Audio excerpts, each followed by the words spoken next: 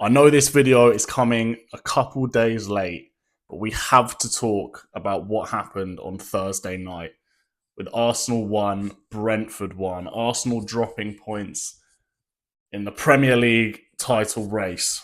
Now, first of all, we got to run through the goals because it was quite a boring game to watch, I can't lie. I did have on the Atletico Madrid Barcelona game in the background, which was a far more entertaining first half for sure.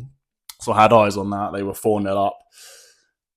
But as we got into the second half, a brilliant cross from Hincapie, to be fair to him, and a very cultured header back from Noni Madueke puts Arsenal 1-0 up.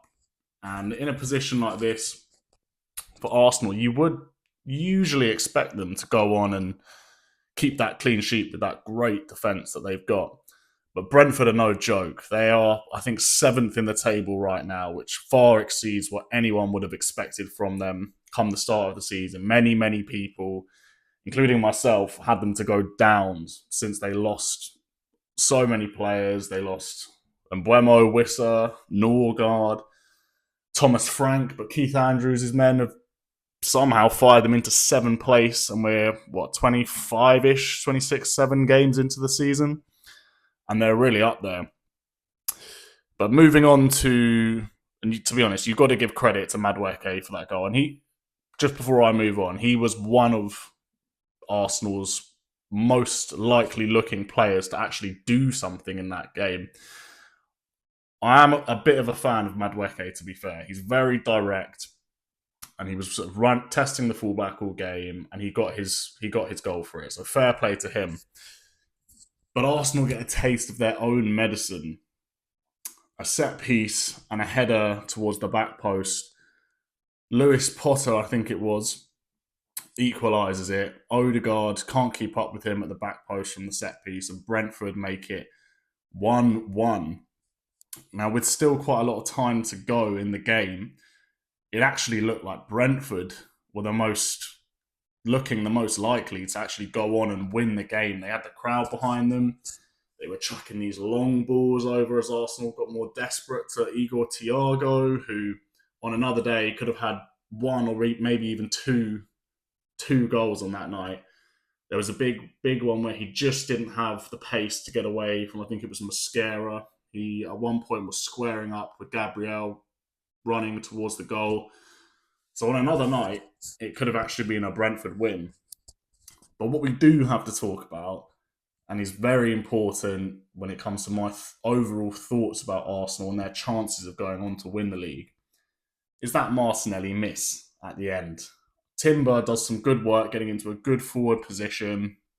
He's almost the furthest forward player on the Arsenal team, but Martinelli's sort of running alongside him down that left wing.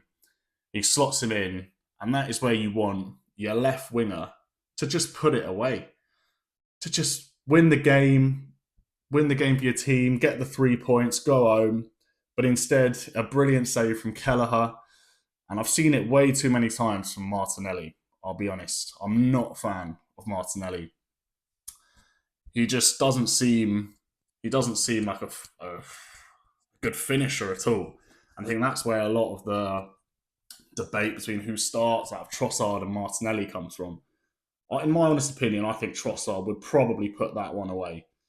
But the fact that neither of them have managed to sort of nail down that left wing spot for Arsenal shows a lot about where their attack is at the minute.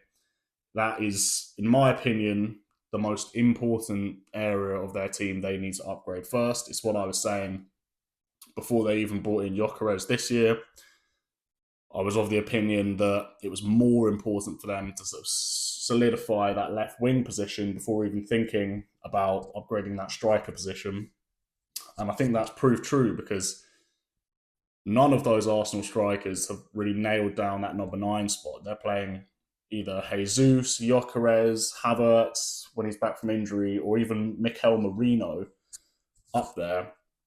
I mean, Gyökeres, you'd have thought, would sort of come in and be that main number 9 that they were crying out for, but it's not the case. And I think Arsenal have missed a trick in not going out to get a Semenyo, who's ended up with my club, Man City, or look at a Rafael Leao or a Barcola or something like that for that left wing spot.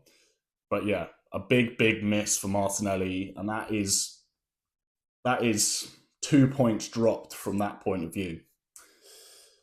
Now we have to move on to some of the post-match interviews that are coming out after that game. Arteta clearly not happy with conceding set pieces. He wasn't happy with the fact that Brentford were playing for throw-ins, which I think is quite ironic since Arsenal were the whole ones to sort of start off in, not in the world, but in recent times, it's been brought to light by what they did in that PSG game last year, all those Thomas Partey long throws. And yeah, he's got his team working on set pieces themselves. He seemed a bit butthurt, to be conceding like that and the way they were playing for those Coyote throw-ins. But it worked for them. And a team like Brentford, you've got to give it to them. Just thought it was a bit ironic from Arteta to sort of seem a bit butthurt about that. He just got beat at his own game, I guess. Now, another interview that's come out off the back of that game is the Declan Rice interview. I have the quote up here. Declan Rice came out and said, if you can't win a game, don't lose. Now, this is significant because of something that happened almost a couple of years ago now. And I'm taking you back to when Manchester City beat Arsenal in the title race, 2023-2024. At the end of that West Ham game, they interviewed Rodri on the pitch and asked him what gave Man City the edge over Arsenal that year. And he goes on to say that it's all up here, it's all mentality. And he knew as soon as Arsenal came to the Etihad to draw the game 0-0, that to him showed that they didn't want it. That showed to him their mentality, and he couldn't have been more spot on. I remember that game vividly. Manchester City had a lot of injuries. Arsenal were in great form. It was Arsenal's time to go and knock down the king and take the throne. But no, they decided to sit there, play for a 0-0, hoping that Man City are going to go drop points somewhere else and they can win the league. But it doesn't work that way.